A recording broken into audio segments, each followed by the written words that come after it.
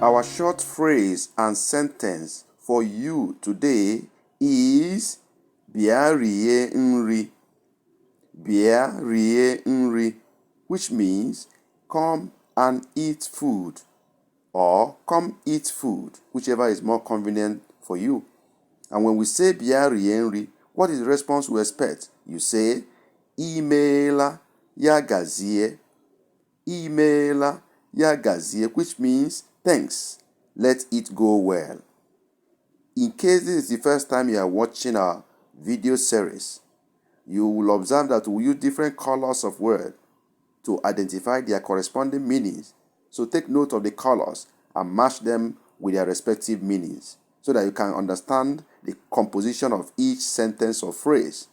And as you do, don't forget to practice this. It's not enough to just listen to it or look at it or watch this video. Go out there and practice it. That's the only way you can be very grounded or you can understand Igbo language. And as you do, please don't forget to subscribe to this channel so that you can be ready to receive our next upload. Also, like and comment so that we know how to serve you better and help others to access this. God bless you.